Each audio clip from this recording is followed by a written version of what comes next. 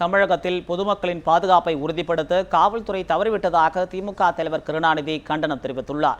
கடந்த வெள்ளிக்கிழமையன்று சுவாதி படுகொலை செய்யப்பட்டதை சுட்டிக்காட்டி அறிக்கை வெளியிட்டுள்ள கருணாநிதி அவரது குடும்பத்தினருக்கு ஆழ்ந்த இரங்கலை தெரிவிப்பதாக கூறியுள்ளார். ஆட்சியில் இருப்போருக்கான பாதுகாப்பு பணியில் ஈடுபடுவதும் எதிர்க்கட்சிகளின் நடவடிக்கைகளை கண்காணிப்பதும் மட்டுமே தங்கள் பணி என்று காவல்துறையினர் நினைக்கக்கூடாது என கருணாநிதி தெரிவித்துள்ளார். சாதாரண மக்களுக்கு பாதுகாப்பு அளிக்கின்ற பணியிலும் காவல்துறையினர் ஈடுபட வேண்டும் என்று வலியுறுத்துவதாக குறிப்பிட்டுள்ள அவர் அவ்வாறு ஈடுபடாமல் இருந்தமைக்காக தன்னுடைய கடுமையான கண்டனத்தை தெரிவிப்பதாகவும் கூறியுள்ளார். மேலும் இறந்த சுவாதியின் குடும்பத்தினருக்கு ரயில்வே அமைச்சகம் இழப்பீடு வழங்க வேண்டும் என கோரி நீதிபதி கிருபாகரன் தலைமை நீதிபதி சஞ்சய் கிஷன் கவுலுக்கு எழுதிய கடிதத்தையும் திமுக தலைவர் கருணாநிதி சுட்டிக்காட்டியுள்ளார். மேலும் தற்கொலை செய்து கொண்ட சேலம் வினுப்பிரியாவின் குடும்பத்தினருக்கும் கருணாநிதி இரங்கல் தெரிவித்துள்ளார்.